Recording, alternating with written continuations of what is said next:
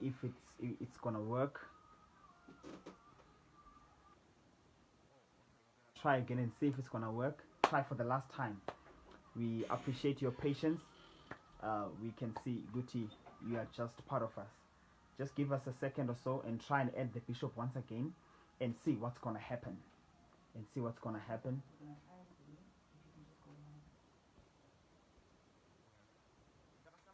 Daga Josh, welcome, my daughter. Sekudani namkela. Funeka nizame isibhulu ngoku. Okanye nizame isisuthu namkele ngaso. Mntaka Kho, my good friend, welcome sir. Yeah, sihlushwa nje ile moya ezama ukubloka lento, but we are trying our best. We're gonna try for the last time and see if it's not gonna work or connect. Abeze Nkosini, Mntaka May, siyakubingelela baba.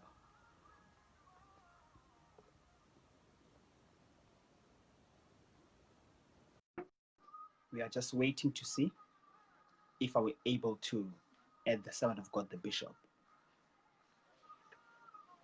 for tonight's session.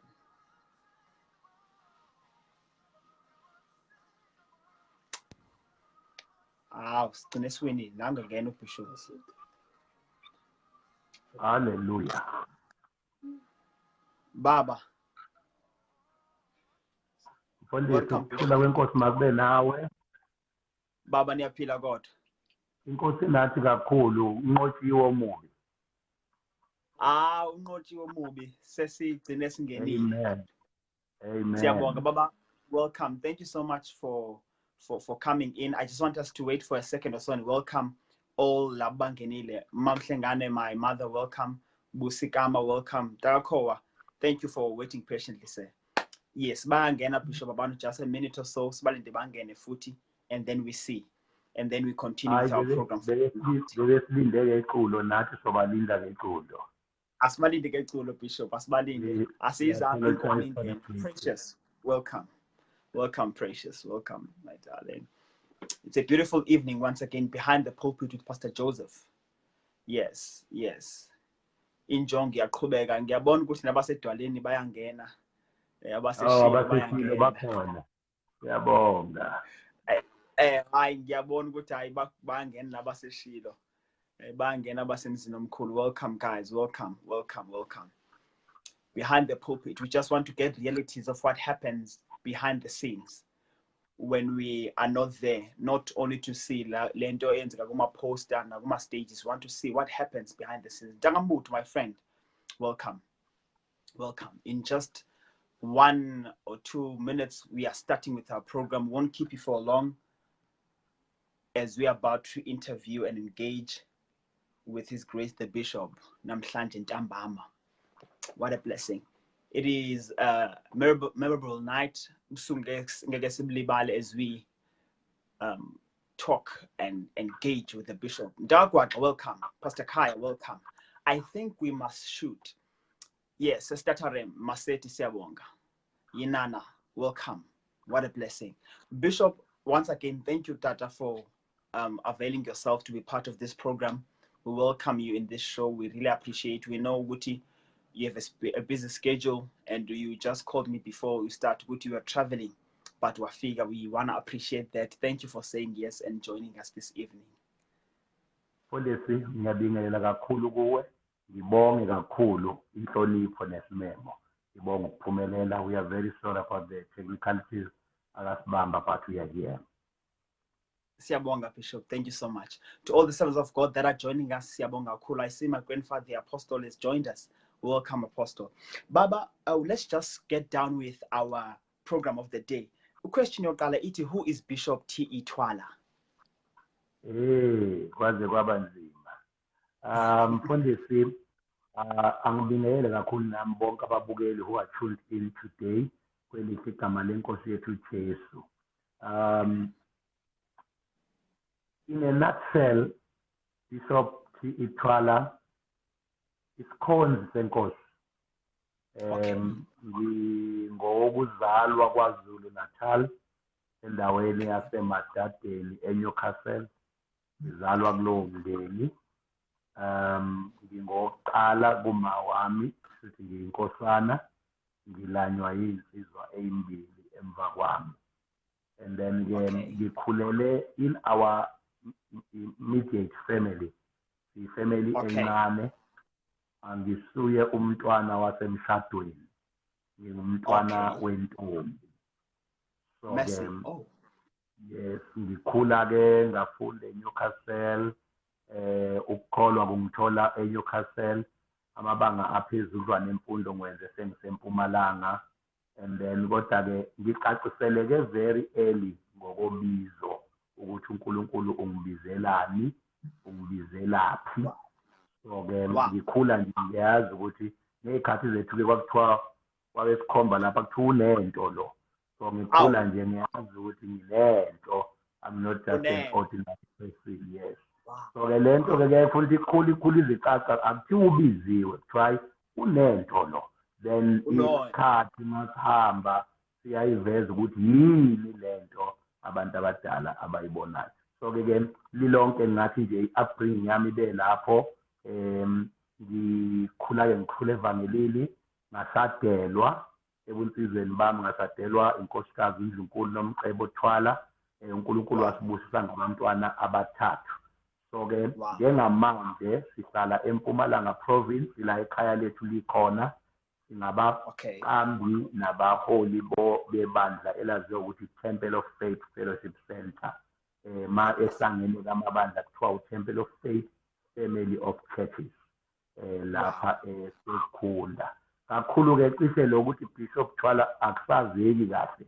Okwazeka kahle lokuthi singaba sesilo, singaba sedwaleni, injongo iyaqhubeka. Then later on ke umuntu bese khona ukuyikhona izinto nangu lo Njongoro. So ke cishe kuyinto kanjalo. In a nutshell, that's who I am: a preacher of the word, a pastor, a husband, a father, and a servant of God. Wow, what a blessing. Then Bishop, ubizo lwakho, when did you really accept the calling and start working for God? At what age? Njengoba ngisho so mfundisi wami ngifike ekholweni when I got born again. I was only 7 years of age. So I've practically spent my whole life ekholweni.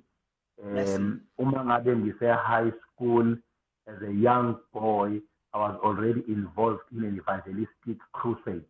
Esasithi masivale esikoleni siphume ngamatende siyovangela uplanteke amabandla ebandla engangikulo back then. So ke ngicabanga ukuthi ke vele ngaleso sikhathi bese kucacile thina ke sikhule kukhona iBible College. So bekwaziwa ukuthi lo angasaya eBible College. Kwakungakafiki ke lokuthi uvele uqala iministry yakho uthi nami sengiqalile la inzalo. So ke kwakwaziwa ukuthi lo ngathi unobizo. So ngisho ukuthi ke in my teenage years I was clear ukuthi this is the direction that my life is taking. And then I started, I think at 16 I was already a staunch Sunday school teacher, working also in the crusades. And then wow, what a blessing. Then Bishop, if you can count, how many years have you been in the ministry now? Ibandla lethu is now 11 years. Ngiqale mina ukukhonza icebo likaNkulunkulu, I think plus minus 20 years now. Wow, what a blessing. It's been some time. Umusa umangalisayo baba. What a blessing. What a blessing. Let's go to our second question. The question as a called preacher, what has always been your innermost conviction for your calling? What has been your innermost conviction for your calling? What has always been driving you for your calling from those days up until today? Uma ngabe ngamukela ubizo, akusikhona ukuthi ngalamukela ngoba vele ngamsebenzisweni. Nami nephupho mina lokuthi ngifuna ukuba yi-lecturer e-college, e-university, kwakunama college kakhulu ngalezo ikhathi. Ngoba ngiyakuthanda ukufundisa, ipassion yami ukufundisa. A narrative something. So ke lolu bizo malifika ludisturba le passion mina enginayo yami nje. Ngagcina ke sengiba sengiya full time emsebenzini kaNkulunkulu. So ke into enkulu kimi more than ukuthi what I am about, ukuthi ngibiziwe uNkulunkulu. Kunomlayezo ophakathi kwami ekumele udluliseke. So ke i-conviction yami enkulu ukwazi ukuthi ngibizelwe ngiyizwi elimemeza abantu libamemezela esiphambanweni. Ayikho into eyi-fulfillment kimi, Pastor Joe, njengokubona abantu beza enkosini. Njengoba sekuma-lockdown period, isikhathi esi-difficult kuthina because mina I preach 3 times, 5 times, 4 times a week traveling. So ngilala kangcono mangibona abantu beze enkosini. I sleep well. Kuyangigulisa ukungabizela abantu enkosini. Mercy. So i-conviction yami ukuthi othanda ukuba abantu bonke basindiswe bafinyelele kuyazini.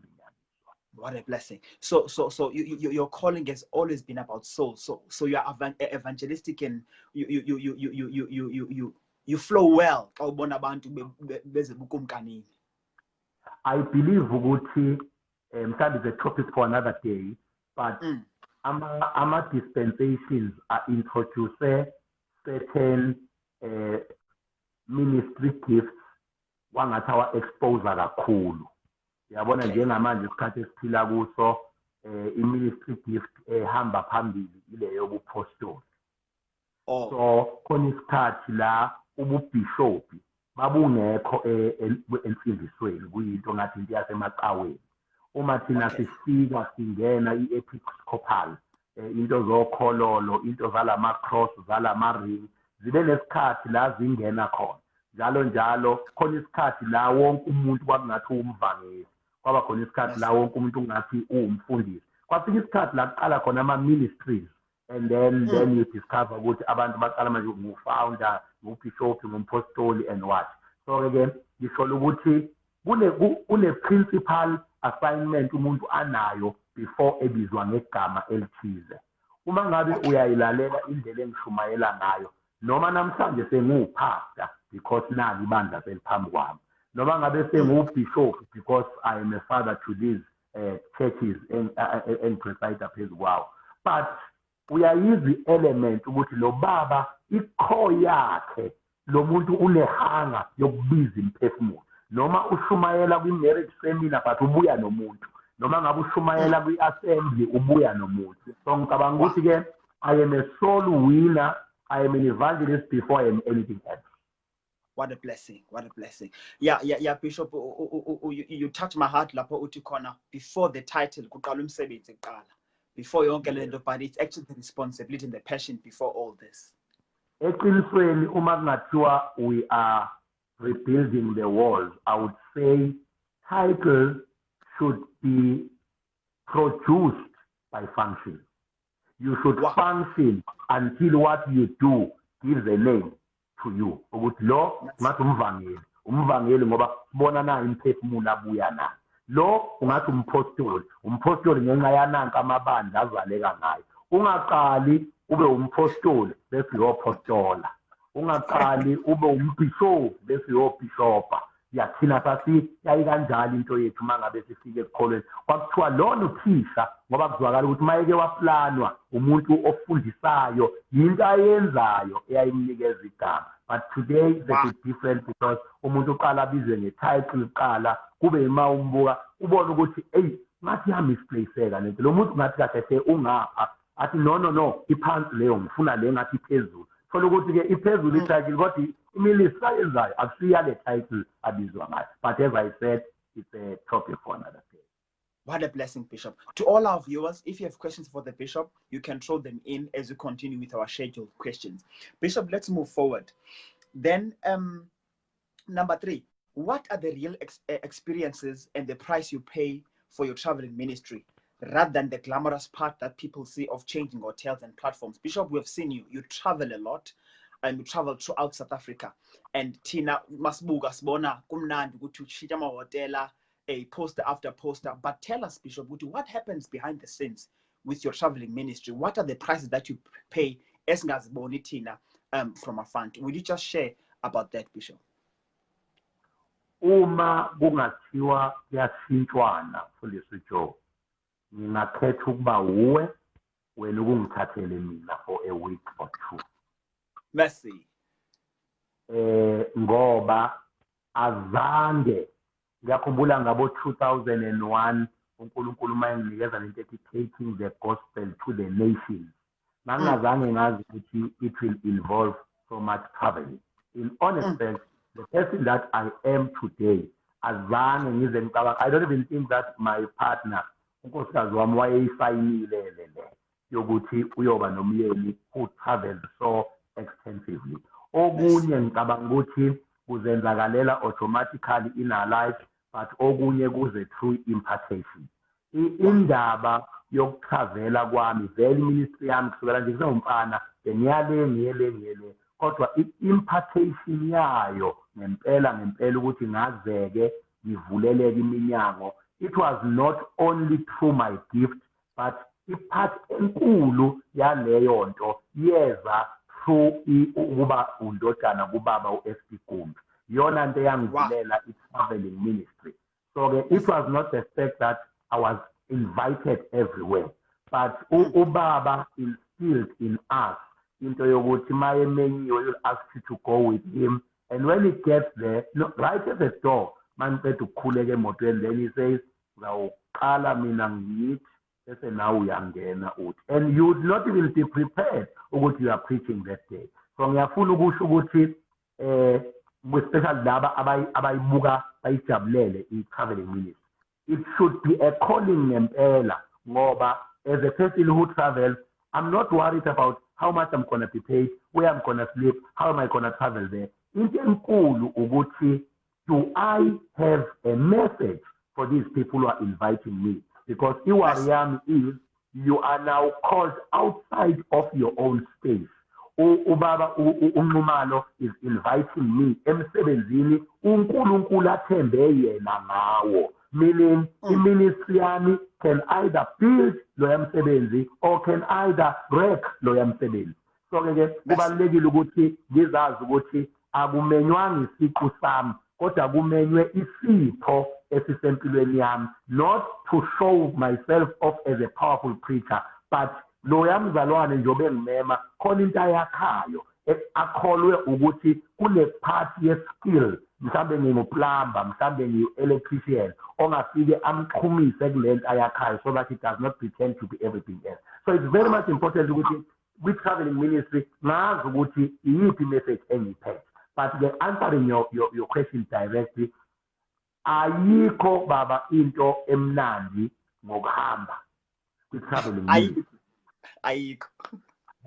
Fundisi wami, ayikho into emnandi ngoba number one fanele sikhulume thina esihambayo. Good traveling ministry, especially uma uyinceya kaNkulunkulu, it's frustrating because ayikho rate. The young ministers to know, you don't touch people. For ngishumayela online namhlanje, akekho umuntu ongangena njoba ngishumayela manje abhale ukuthi thina wake wasithatha malini. In the years I've traveled, I've never touched anybody money.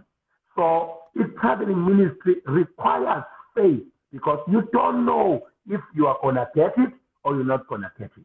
So it's a matter of themba uNkulunkulu. Now, ayikho emnandi ngayo because you go there with expectation mawusafika and your expectations are disappointed.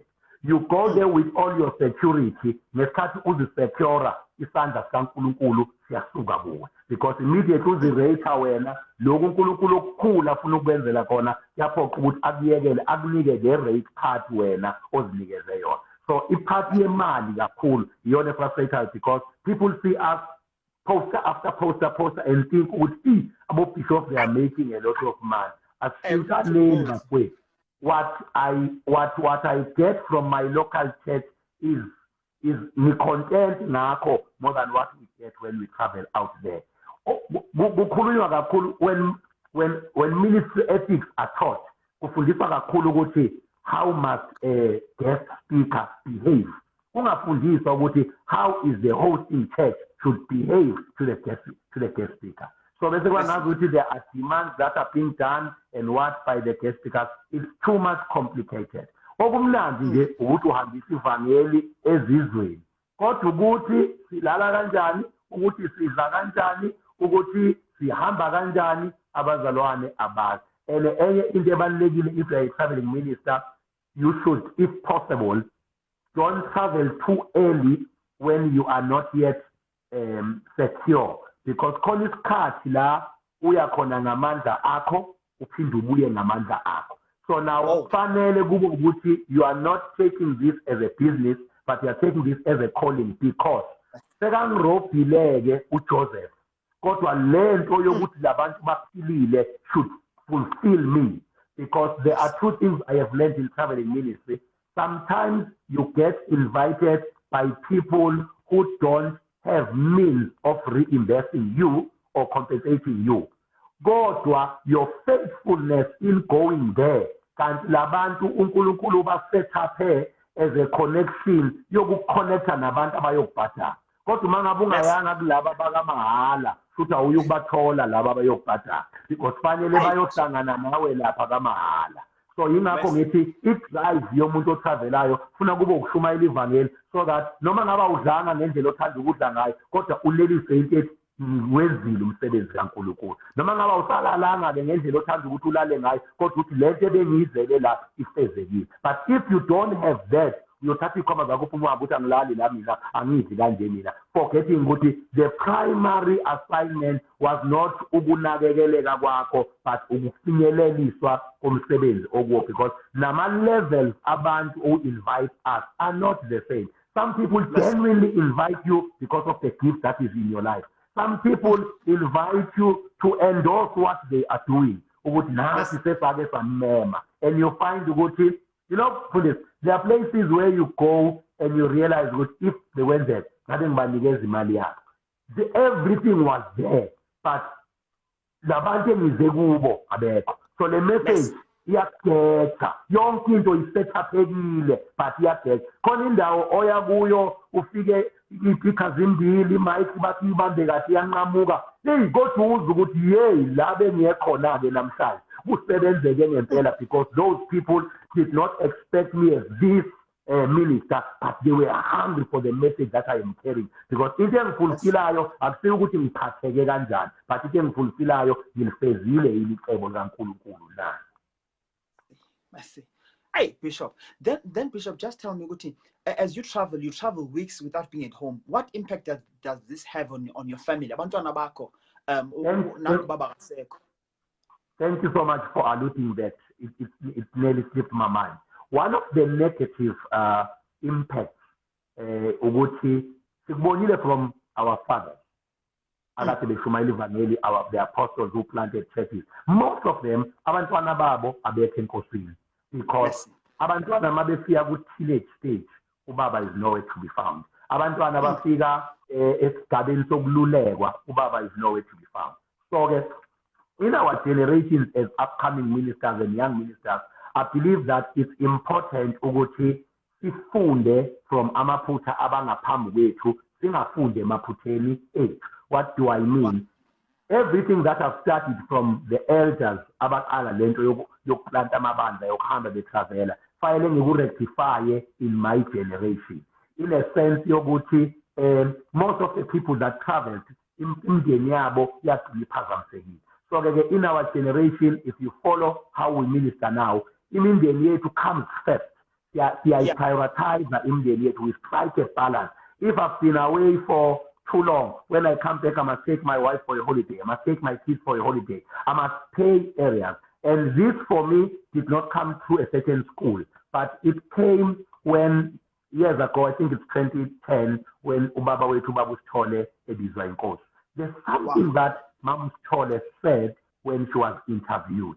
Bembuza ngeministry kaBabu Sithole. And Mama Sithole said, it's true, my husband used to be away for a very, very long period. You'll remember it was Amama Crusade, they were almost for a month in a place. Yeah. But what Uma Ubaba ebuya, ubewa patara ama area.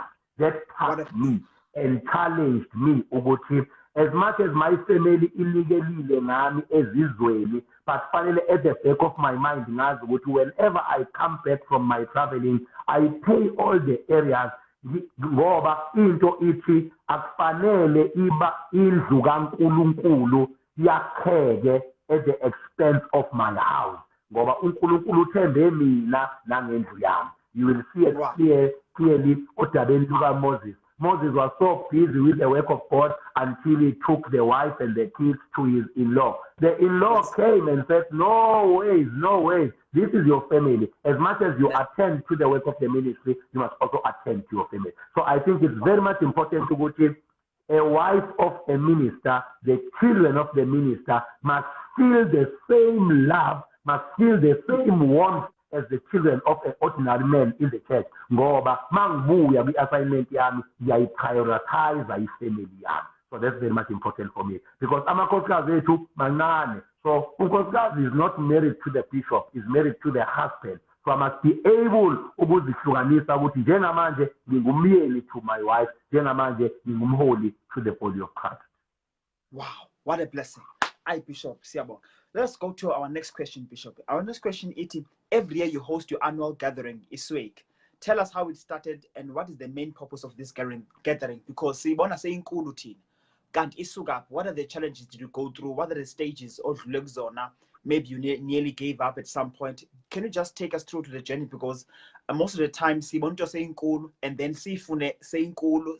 Nam did okay, Joseph must do the same thing. But what happens when you groom something, when you grow an event or a conference for it to be level, let's say, because now it attracts people from all over the country. But how did it start, and how did you maintain it throughout all the years? Thank you, Mfundisi. In 2011, I had a vision to bring a revival that will assist as a pool of bringing new souls to our church. Because remember, akungazalwa khona imiphefumulo emisha noma abantwana kuba nosixakaxaka nokuhlebana nani. But when new faces, new souls come in, wonke umuntu pay attention kulaba abazalwayo. So Isweek, the main reason yayo was to be one of the tools that we use for church growth in our local assembly la eSekhula. But again, uNkulunkulu ke umbono uyakhula. Habakkuk chapter 2 uthi for a vision is for a set time. So though it delays, though it tarries, but it shall be fulfilled. So umbono ke uyakhula njengoba nawe njengomholi ukhula. So uma siqala ukuyenza Isweek, the very first crusade yaphuma beyond the borders of our church. Though we benefited in terms of the new souls, but the churches around our area benefited because of the type of the speakers that we bring. Okunye uNkulunkulu angibulela bona. It may sound bad to somebody, but uNkulunkulu wangibulela ukuthi kwesinye isikhathi abantu asebenamagama amakhulu. Kwesinye isikhathi abasenawo umlayezo ngenxa yedemand ukuthi I'm from that pulpit to that pulpit, I'm from there. Bese kuba khona abantu abangakabi namagama kodwa uthola ukuthi into abayiphethe inamandla iyadingeka. So uNkulunkulu said to me, as I use Dr. S.D. Gumbi and Dr. S.M. Tombela to expose your gift, use Isweek as a platform to expose those rare ministers about the message yesikhathi. So ke Isweek yaba ileyo platform la abafundisi abaningi ababengazeki esaba invite abathola i-platform bagcina bazeka. But again, as I say, umbono ungowesikhathi. When we started, Isweek was going for 3 weeks. But because we were getting support from other ministries, it was impossible ukuthi uthatha abantu from other churches to come and gather for almost 3 weeks because they need to stop their program. Then the following year, it was 2 weeks. The following year, it was 7 days. So it's been 7 days for almost 6 years. And at the same time, uNkulunkulu wayesenginikeza into ethi, while you are exposing the new upcoming ministers that breed, also lingaba neglect obaba bevangeli. That is why la Isweek we balance the two. Kukhona obaba abazwayo abadala abaphethe umlayezo webandla ngoba thina ibandla lethu we are saying we are a charismatic church with Pentecostal foundations. Okusho ukuthi sibambile leya noma sikule sikhathi. We are relevant to our generation, but we are using the true foundation of our faith. So that's my understanding. Then, Sakubega, Umanimele waphinde wambula into ethi expose women ministers in the Strike Crusade. Then we started to thola bomfundisi uZanele Maselele, salanda bo Koko Phefile, salanda bo Abigail Ngobeni, all the women ministers bangena kwi-Strike bashumayela namhlanje sinabo mama uBuyizulu. So ke i-Strike ngingathi inhlanganelo yamakholwa ezothatha amandla onyaka omusha. That is why it's always on the 1st of February annually. Ayibekelwa i-date. Siyayazi neyango 2021 ukuthi yobe ingengane. Neyango 2022 siyayazi. That first week of February, Sunday to Sunday. Then it started to grow when we grew our church to different provinces. Now we've got Strike Eastern Cape. Now we've got Strike Gauteng. Now we've got Strike KZN. So that's how it grew up until ifika. I believe that comes with a little bit of maturity ukuthi ungayi-own into kaNkulunkulu. In a manner yokuthi i-Strike is an acronym, SWAIC, Soul Winning and Impartation Crusade. Siwina imphefumulo asebesenkosini bayaqiniswa. Then some brothers in the ministry say, but nathi siyayifuna le Strike, nathi siyayifuna le Strike. So i-Strike isiyimvuselelo engabizwa e-East London, engabizwa eQueenstown ukuthi sicela nize nilethe lemvuselelo. Then when it's like that, we don't plant any church there. We come as an interdenominational crusade. We empower the body of Christ. Then we go our separate ways. So again, that's how Strike started. And it has grown. I think 2016 was the year la yaqhuma khona. Wonke umuntu wabona ukuthi khona into elapha esekhula ekuthiwa yi-Strike. Today, we've got ministers, not just ministers of the word, popular people that come here to stay the whole week. That's to be empowered by other men of God. Abanye beza as guest speakers, ashumayele ahlale. Omunye ushumayela Friday, athi ngizawuqala Monday ke ngilalela abanye before ngena. It has brought about a huge revival and ibuyisa leyanto ye-fellowship. This one. Wow. What a blessing. Siyabonga kakhulu, Bishop. Bishop, there's a question online, La Eti, from Pastor Kaya Eti. How do you balance your traveling ministry with your local church? You are always on the road.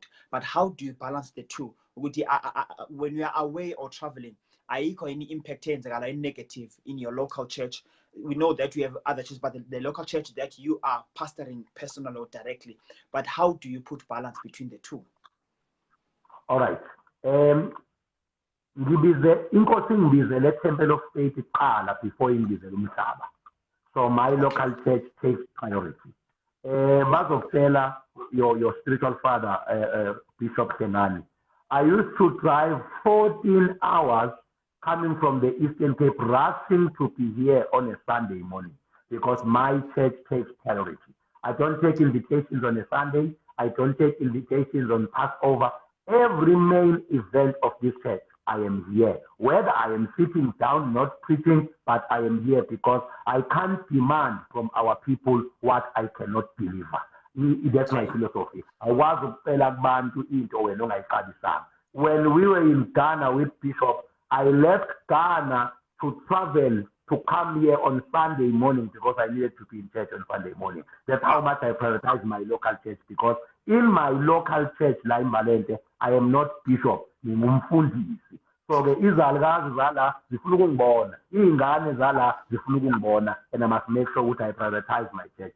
So its traveling ministry has not negatively impacted my church, but it has added value on my church. But okunye okubalekile, as Bishop would have said on Monday, you don't work alone. This is not a one-man show, but you develop leaders who can do what you cannot do, who can minister where you are not available to minister. So the true leaders, true supportive leaders in the churches, then the church just runs smooth. Wow, what a blessing, Bishop. Then the second question, Ladapa 18. As a bishop, you groom different kinds of people, especially young ones. Have you ever experienced betrayal from them? If yes, how did you recover?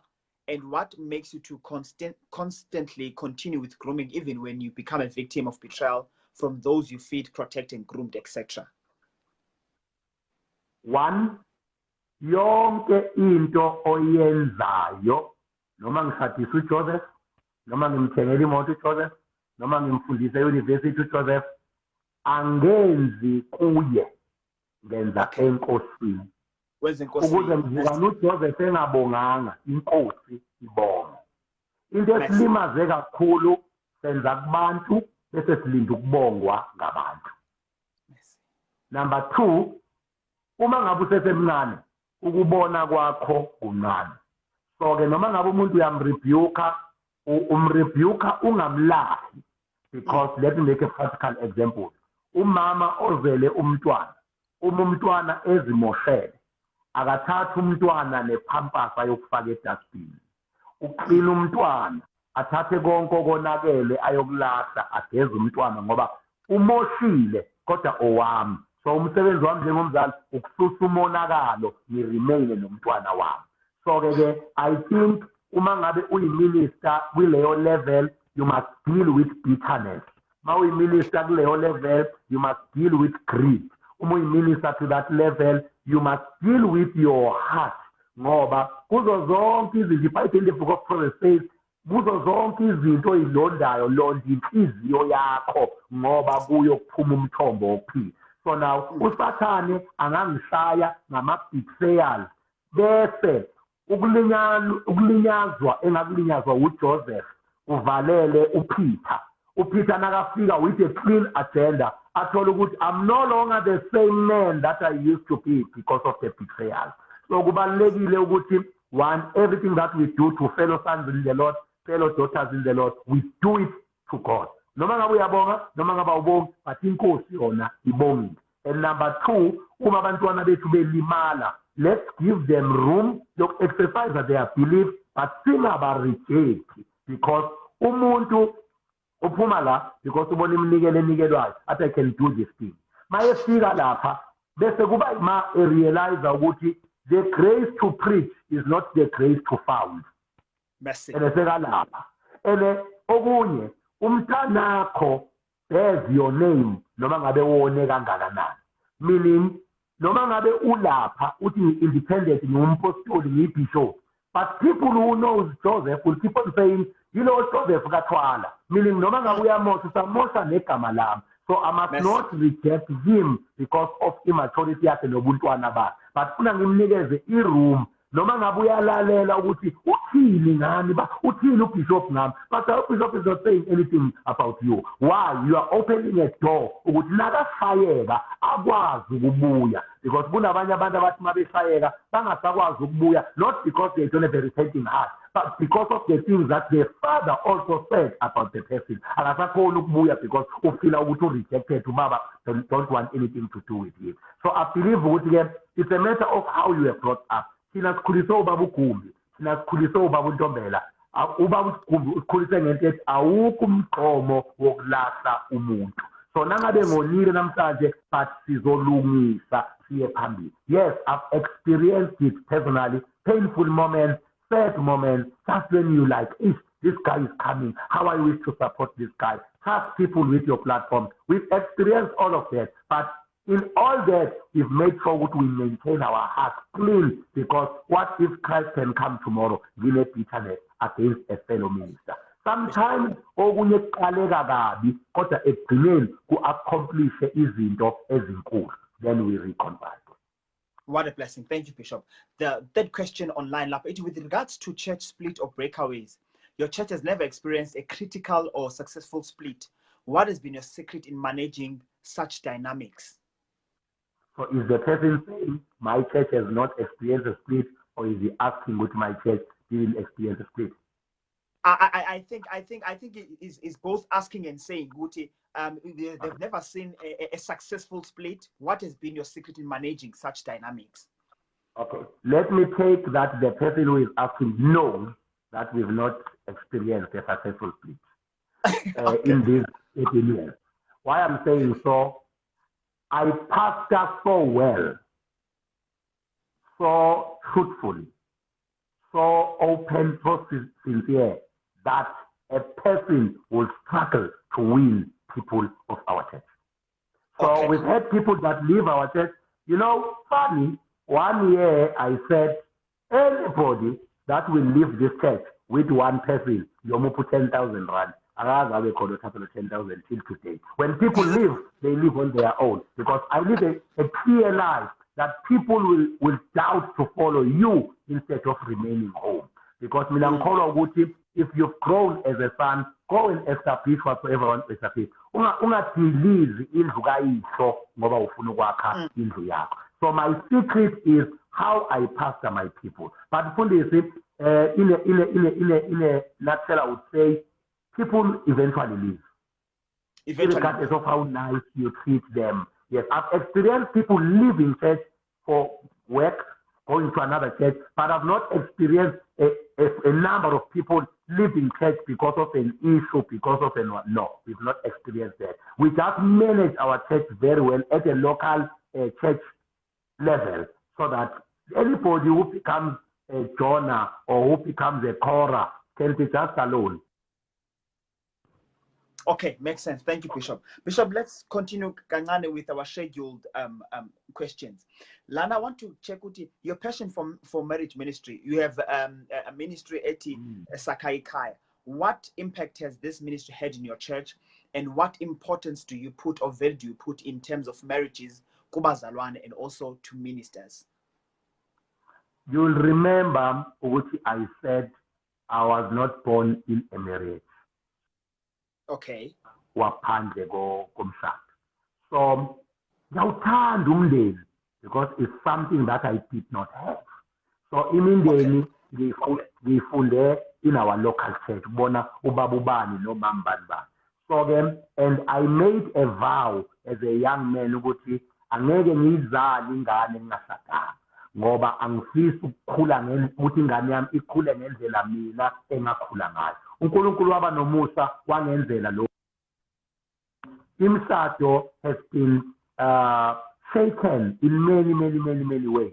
And uNkulunkulu ke wayesengibeka lo mbono kimi ukuba njengoba ngiwulekelelile umshado wakho nawe lekelela eminye imshado. So the target in my ministry is young people, middle-aged people. Sinabo gogo in some of our churches, but kakhulu ngibizelwe 50 going down. So again, most of the marriages that we have in eyakhelwe la ibandleni bafika bengabantu abasha basadelela, bafika bengabodwana basadelela. So ngine-passion ngemshado because isiqubulo sami sithi imindeni ephilile yakha ibandla eliphilile. Ibandla eliphilile lakha umphakathi ophilile. Umphakathi ophilile wakha umhlaba ophilile. So that's my belief. Wow. So Bishop, would you say the interest the emphasis on marriage, did it result to some way with church growth of the local church and the church at large? Yes, because as we build families, uma labantwana bakheka la ibandleni. Mostly our church is not built by individuals. It's like the whole family. That's how we operate. Wow, what a blessing. Then Bishop, tell me, when things go not the way we expected, pressures of life, pressures of ministry, how do you handle those situations as a minister?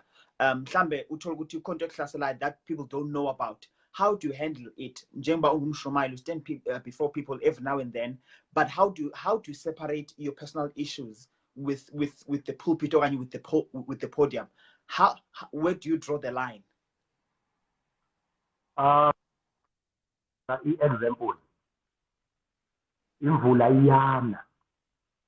Kuza abazalwana abawu-5 baphuma emvuleni bene-conviction ethi I Bishop is depending on me. Bafike labazalwana abawu-5 bemanzi bahlale. Instead of me preaching to these people who sacrifice, ngithi kubo abantu abekho abekho abantu bapha abantu kanjani umbuzo uthi mosiphila sikhona. Why don't you minister to us? Because we sacrifice here. So again, why I'm saying that example, I'm saying abantu abaningi abakwazi ukuthwala izono zomuntu oyedwa. I can't stand to address one person among the 100 combatants. I must be sincere to lead a life of not being a hypocrite. If I've got an issue with you, let me call you according to the scripture. Joseph, one or two or three, than for me to leave you and address the church, because and for 30 minutes I'm not preaching, I'm addressing somebody, I'm attacking somebody. Leyo nto njengomholi iyakulimaza ngoba abantu bayazi ukuthi ubaba abantu ba-addressa in the pulpit. I-pulpit ubaba Masaba wathi it means pulling people out of the pit. It's not our podium of addressing personal vendettas and issues, but when we are standing there, we address it. If there's any issue that needs to be addressed, it must not be addressed in the way it must be addressed in its rightful place. Number two, personal issues. You don't feel like going to church every day. You don't feel good every day. But sinabo baba bethu bakamoya lama ngishayekile ngiyahamba ngiyozithulula khona. Number two, I believe that your wife, your spouse should be your friend. I'd rather be broken and vulnerable to my wife than to look vulnerable and broken in front of the people as their leader. So even issues of my marriage, whether we are having an argument, must speak a Sunday as a couple city.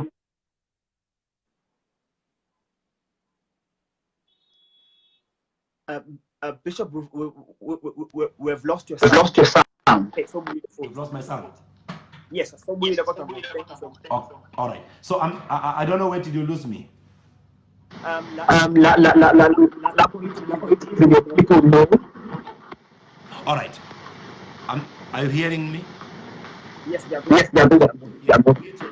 Abantu abakwazi ukusafarisha ama-emotions ami as a leader.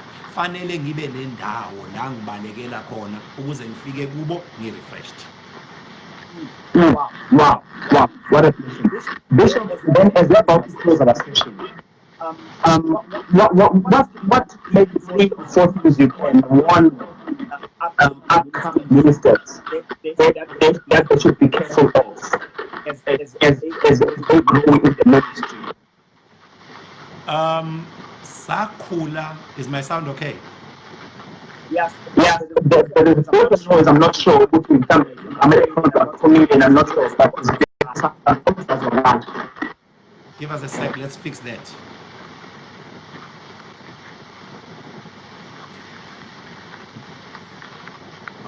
Wow, thank you guys. We are having a wonderful time with the Bishop. Fundis? No, I'm just to my people which are having a wonderful time with the Bishop. We're having a good time with the Bishop. The problem is with my side. There's feedback. I'm not sure what's going on with my side. Yeah. But how is my sound now, guys? Is our sound okay? Yeah,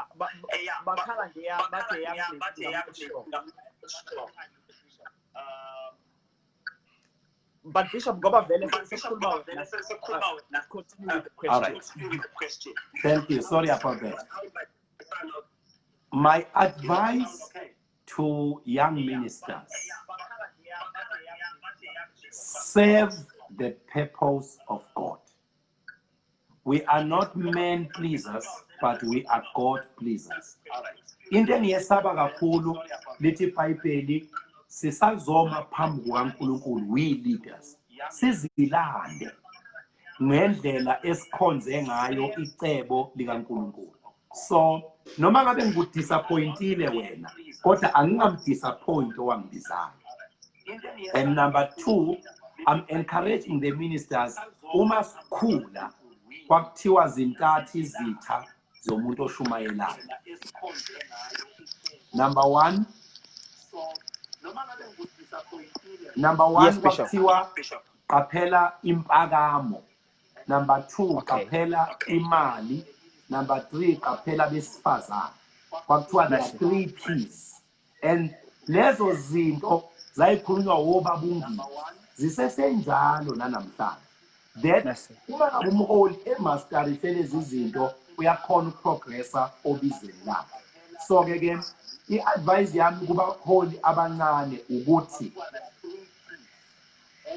kunjengani kunjengempumputhe ihamba nomuntu impumputhe ihamba nomuntu onamandla.